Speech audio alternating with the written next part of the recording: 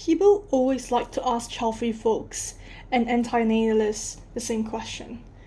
Who is going to take care of you when you are old? And by the way, this picture I found, as a caption underneath it, is in traditional Chinese, so I assume it's either Hong Kong or Taiwan region. The caption says, "Like Italy, we are living longer and having fewer kids. Who is going to take care of us in old age?" Isn't Italy the place where the most holiest of land in Christian religion is? Vatican? Interesting that religion isn't as strong of a factor as in the past in encouraging people to breed like rabbits. It is really falling off the pedestal, but I don't think it will be completely gone anytime soon, if at all, because human beings just have that psychological need to latch onto something bigger than themselves that will tell them what to do, give them values, comfort, security. Even if it's a bunch of bullshit, people will gladly overlook the fallacies and inconsistencies in order to keep using that form of cope. This life, this reality, is fundamentally a sick and cruel joke. I think religion has a stronger hold in the US compared to in European countries. I was surprised to know that during the inauguration of every US president, every single one of them has to place their hands on the Bible, on the Bible, and like swear an oath or something like that. Oath. That scene just always makes me laugh. The very concept baffles me. Like, what is the 20th century? Why is this still... Anyway, is Italy really in such a bad shape? Regarding population, I wonder which European countries has the lowest birth rate. It will be interesting to find out more about this. Enough with the off-topic rant. So let me just respond very quickly to this ridiculous question of who will be the anti-natalist caregiver in old age. This is a ridiculous question for a variety of reasons, not just because it's weird and inappropriate. It is actually a very mainstream and widely accepted notion, especially in East Asian countries, if I may add, because of filial piety, that your kids have to take care of you, provide emotional and financial support in your old age. Some people don't even try to hide it. There's literally a common saying, raise children to prepare for old age. Nowadays, more and more netizens are trying to refute this notion, some of them citing themselves as examples that procreation doesn't do jack shit if the parents' intention was to use that child or children as a retirement plan. The reason I say it is strange is if we look a bit deeper, we see how society normalizes this sort of enslavement and servitude. A lot of kids have developed Stockholm Syndrome. They love the people that impose sentient existence, suffering, and death on them. Birth is literally the root of every problem, every pain, every suffering. I'm not saying this to judge or to cast blame, because even though I'm not that close with my parents, I do not wish ill on them. Most of the time I just hope to be left alone. Almost every society around the world is pro-natalist, so I'm not at all surprised by this widespread pandemic of Stockholm Syndrome that mostly roots itself in humanity's collective psyche. To a very large extent, I guess, like a majority, 90% or so. A good majority. If you are conditioned from birth to believe in the whole concept of family means passing down your genes, children have to obey their parents, you have to be grateful to your parents for creating you, legacy, genes, procreation, honor, things like that, you are going to have this attitude naturally, with this indoctrination from birth. I mean, some people break free of it, but it's not all that common. With the rise of the internet, however, I think the tides are going in a different direction. Honestly, whenever they say your parents created you, so you owe everything you have to them, it's like, what? Luckily nowadays I don't hear this rhetoric all that much, but back in the days, those born in the 50s, 60s, and 70s, it's maybe their favorite line to use to extort emotional, financial, or whatever support or resources they can from their children, their offspring. I can't remember when I was just a little kid, how exactly I feel, the exact emotions I feel, but the general memory I have is perplexed. I was perplexity. I was very confused by this line of logic. After I discovered sexual reproduction and things like that, and understood that sexual intercourse is pleasurable to most, and even addicting to some, I was upon gaining this knowledge, I feel like I can't take this sentence, this whole idea, seriously anymore. Since sexual intercourse is a desirable action for most, why should two people be rewarded for doing something they like? Is that I should be rewarded for eating chocolate or ice cream or anything I like? Or I should be rewarded for binge reading fanfiction? Does that make any sense? It may be a different story if sexual intercourse is uncomfortable and painful for most people. Still, in that scenario, imposing sentience is wrong, but maybe you could argue that the parents really suffered through stuff and put in the effort to conceive you. But it's not the case in our reality, in our world, where sexual intercourse is a pleasurable thing. People love sex. People have a great obsession with it. So how is this action celebrated as one of the biggest milestones and prime achievements in life? This shit just flew right past my head every single time. It's beyond comprehension. It's not like I don't get people's perspectives when they say that. It's just that this thing, what they're saying, the underlying reasoning just don't add up logically. But humans aren't really known for that logic or rationality through the millennium. Logic is kind of a skill that you have to develop, and it may be my bias, but I feel like for the longest time in history, this skill has not been valued. Over the past maybe 1-200 years, 1-2 century, things have changed. But when you are fighting against countless years before, it's relatively recent phenomenon, right? So you're trying to go against the programming from tens of thousands of years, and it's just very difficult to transform this way of thinking. Back to the life is a gift nonsense. It's hello, I don't remember asking for this gift. Can I get a refund? Don't get me wrong, my life up to this point has been decent, but I don't see how the quality of life you're leading determines whether or not you come to the conclusion that life is an imposition. Dare I argue, even princes and kings or the richest men in the world theoretically can come to this conclusion that, yeah, my life is great, I'm living a more comfortable, a more privileged life than 99.9% of the population, but yeah, an imposition is an imposition. This fact is unchallenged. I think theoretically, everyone can understand that, but the very, very fortunate, the top of the society, those people, they just get very caught up in this life because they have so much enjoyment and luxuries, so they don't really use their brain to think. I think the same goes for people that are at the bottom of society, like the top and the bottom. They just don't really have the extra energy, or I just feel like if you are put in such extreme circumstances, you are not very likely to reflect on these things and shake the foundation of your belief system. Whereas for middle class people, there is much more room. Okay, another point, they also think that you have to be grateful to your parents for giving you the bare necessities to sustain life, which is just hilarious. As a side note, when I was doing the voice to text conversion, the system understood pronatalist and pronatalism very well. But every time I say anti-natalism, shit goes wrong. My iPad just can't interpret this word.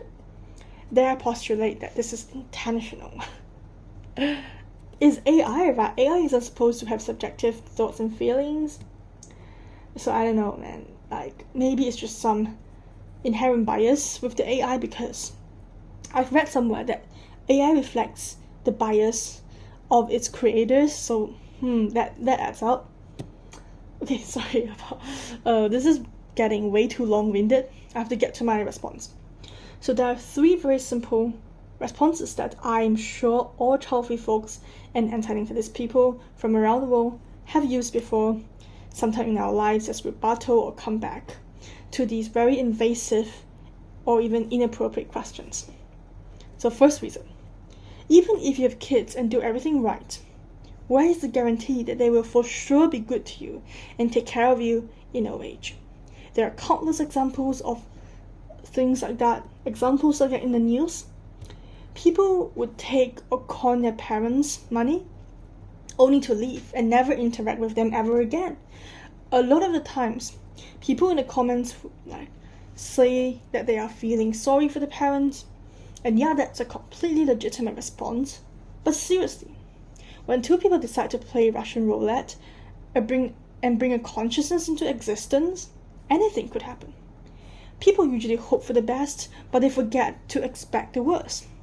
The rose-tinted glasses can be really annoying sometimes, especially when they think it is us, pessimistic realists, that are getting life wrong. No, I don't think so.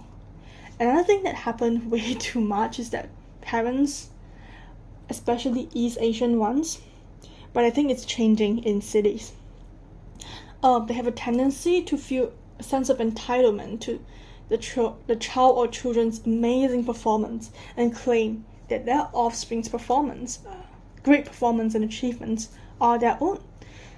Like, they expect great things from the child, even when they themselves, the parents, are just average dudes and chicks themselves. Even if you are extraordinary, you are extremely talented, your kid can still turn out mediocre, So, acknowledging that, if you yourself is already mediocre, there's an even higher probability that your kid will be the same as you, just a replaceable cog in the machinery of society. Maybe a little better, maybe a little worse. It's just, I'm not trying to be mean when I say replaceable cog, but it's like a replaceable part in his machine, right? It sounds like mean and cold and unempathetic, but when we look at life for what it is, that's the observation. And the second reason is that second response that we give is that, why do we need to impose this burden? It seems extremely selfish and self-centered. You are creating another being out of thin air that will cry, hurt, suffer, and die, and likely have to deal with a lot of bullshit in his or her own life as an average citizen. Imagine being born in third world countries. It will suck even more. This is not discrimination or prejudice. In fact, a lot of people from third world countries are able to get over whatever mental barrier they have and confront the truth, that life just really sucks more if you're born in those countries and those circumstances. The truth may hurt, but it is the truth, nonetheless, which is that life in those countries can be really torturous, right? More so than in other more affluent regions. Existing in this fleshy prison that we call our body already sucks. If you're born into the wrong circumstances, the wrong place, wrong time, wrong family, it just goes downhill even more, and there seems to be no limit as to how much lower life could sink. Back to the topic. It is now clear as day. It's always clear as day, but I guess it used to be a very, very sensitive and touchy subject to speak about in the past. It still is now, don't get me wrong, but it's a bit better. I think we can maybe celebrate it a little bit, find some comfort and relief in the fact that old norms are indeed shifting. I'm not sure what's the most extreme form of punishment you can get from speaking about unorthodox subjects and having crazy opinions like this, but I'm assuming in the past, in those societies where modernity has not yet arrived, it could be death penalty or something of that sort. In some places, it can be construed as something else. For example, even in its current day and age, as in, if you say that birth is suffering, that you are against birth, it could be understood as you are rejecting the notion of filial piety, that you are being unpatriotic, you are, offending religion.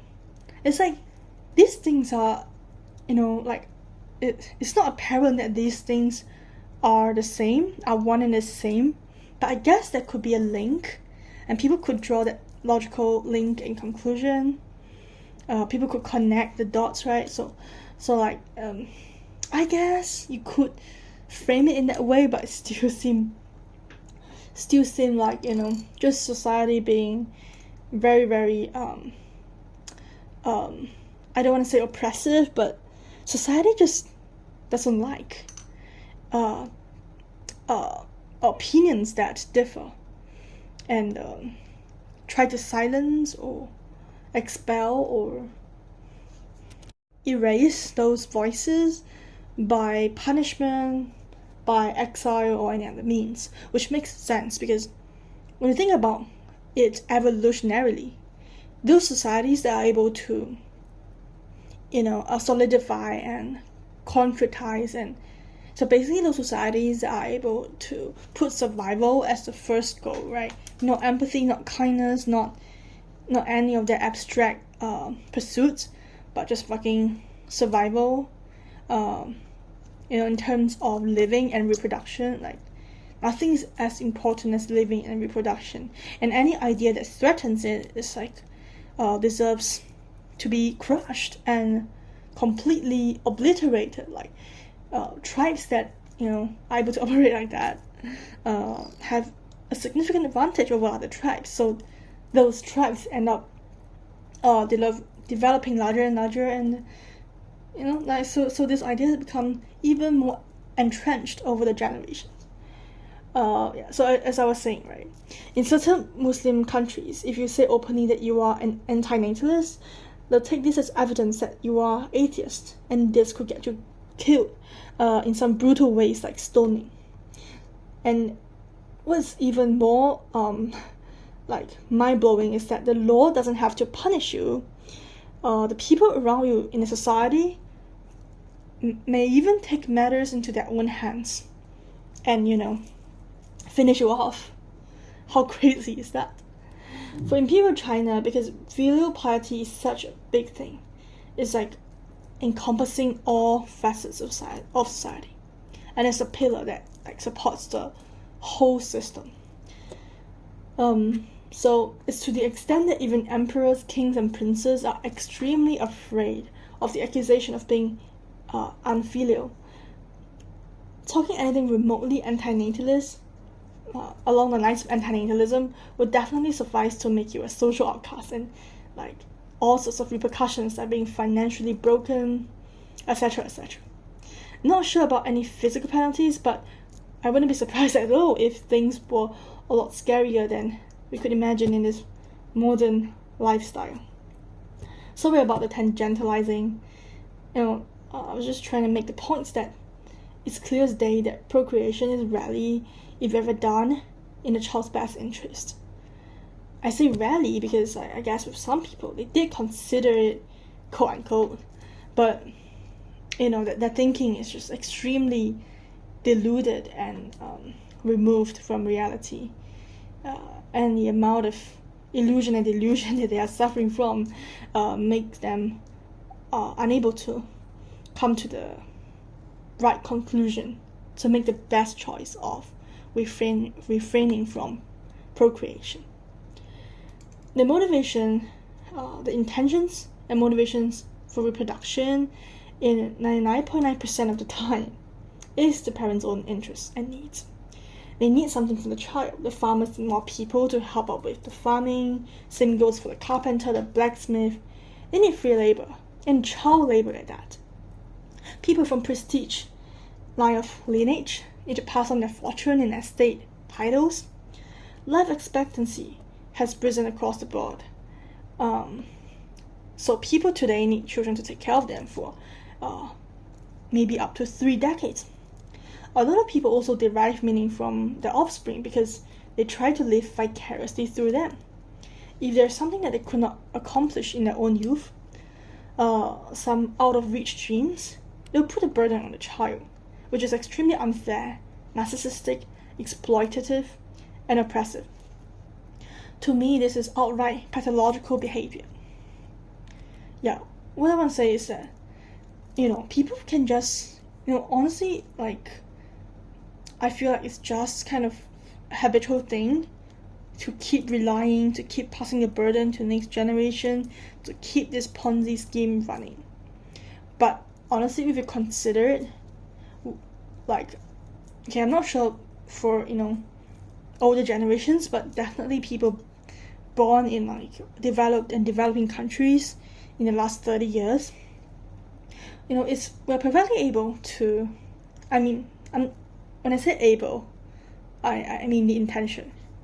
The success of this operation is inconclusive at this point, but I think it's good to promote planning for our own silver years, for when we are still young, we can plan up to 30, 50 years in advance.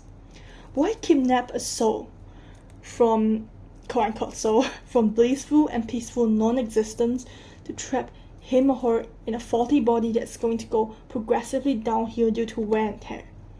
Grapple with needless wants and needs, some of which are never going to be fulfilled, and deal with every problem, headache, heartache, obstacles. These never need to happen in the first place should you never had him or her. And the third reason is even more straightforward, which is when people ask me, I sometimes just want to say to them, even though it's a bit rude, why do you assume I even want to live till old age? Let me elaborate a little bit. This may sound extreme, but what I want to express is that I understand that for some people, living is the most important thing of all, no matter the living condition, quality of life, or whatever their external internal situation is. All they want to do, their topmost concern, is to listen to the body, is to obey DNA and keep living. But also, sometimes the commands of DNA will lead to a premature death as well, when you are trying to make sure your genes get passed on. That's besides the point.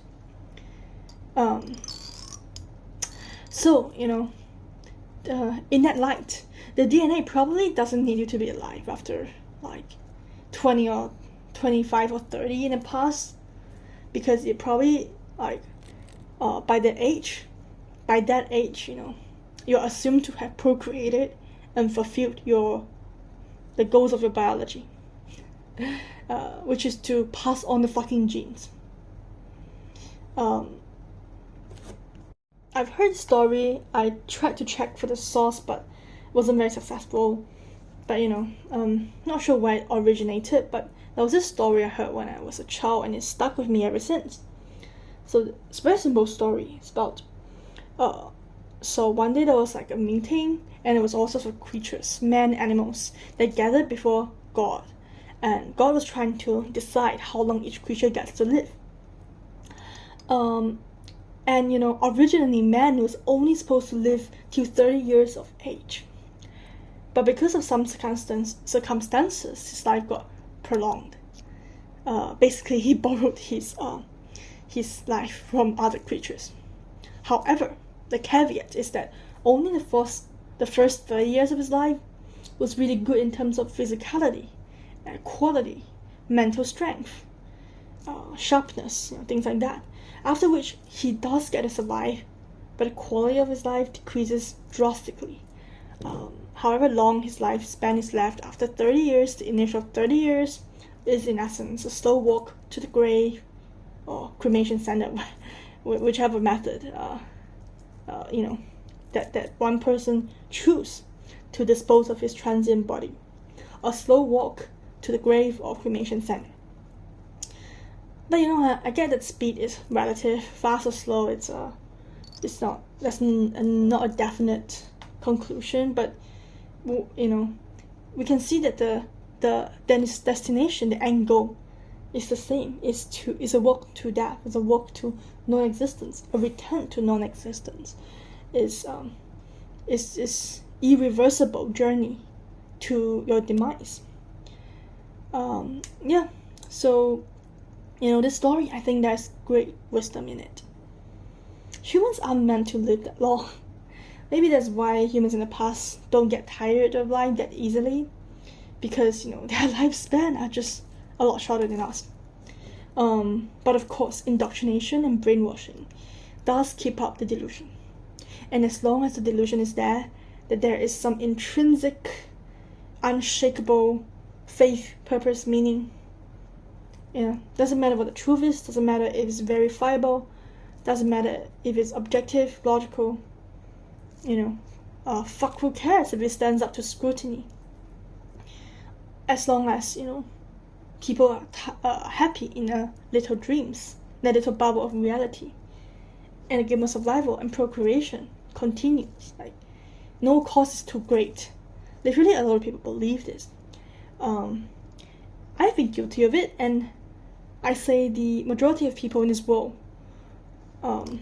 to a lesser or greater extent, just are somehow under this condition as well, the condition of addiction, of falling in love with whoever and whatever, and entrenching and rooting and basing your whole life around an artificial, man-made delusion. One that could be very beautiful, heartwarming, absolutely breathtaking, one that could ignite such passion from you. But if we honestly stop the indulgence, we are able to see that it's really just made up, and this dream, this illusion, is not what society makes it out to be. It's sweet, it's safe. So many people cling on to such notions and can't live without them. These notions manifest in the form of religion, patriotism, family values, career pursuits, or even just simple hobbies. The brain releases enough dopamine to keep you from wanting to check out. I've been a fan of grand narratives through and through. It's always been my soft spot. I'm easily excitable when I'm faced with a grand narrative that I heavily relate to. So I totally understand how intoxicating and mesmerizing and appealing these things are.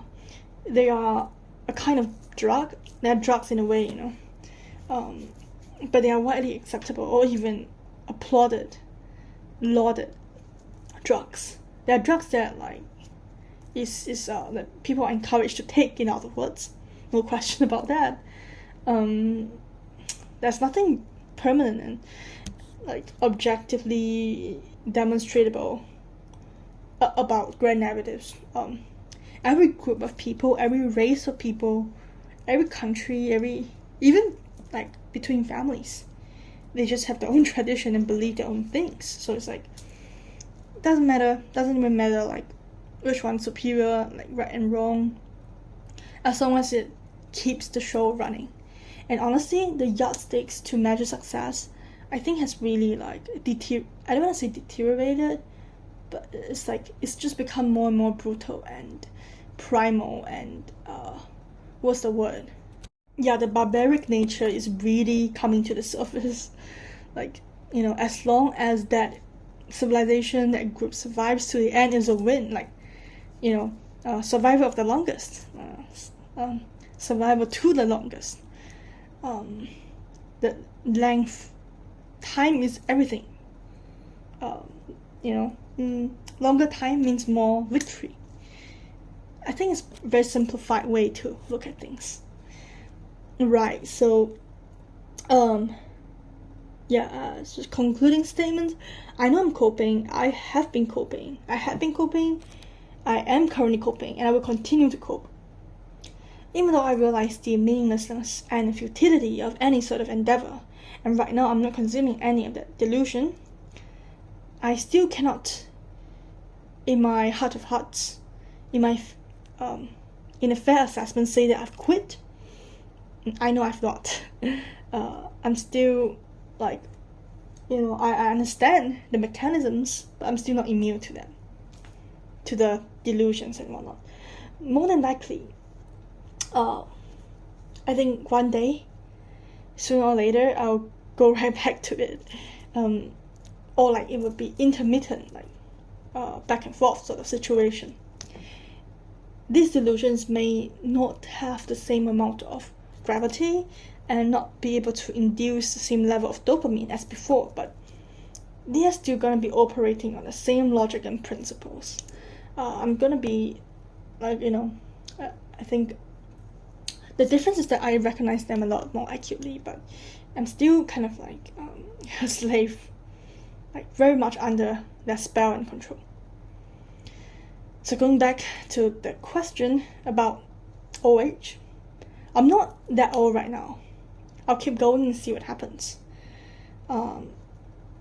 Maybe I can live to like a 60, 70 or something, but with the current rates that my health is going, would I even make it to 60, 70, 80?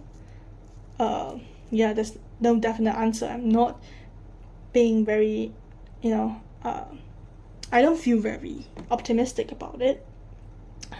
Even if I actually do, right, my quality of life is probably not going to be so great, let's be frank.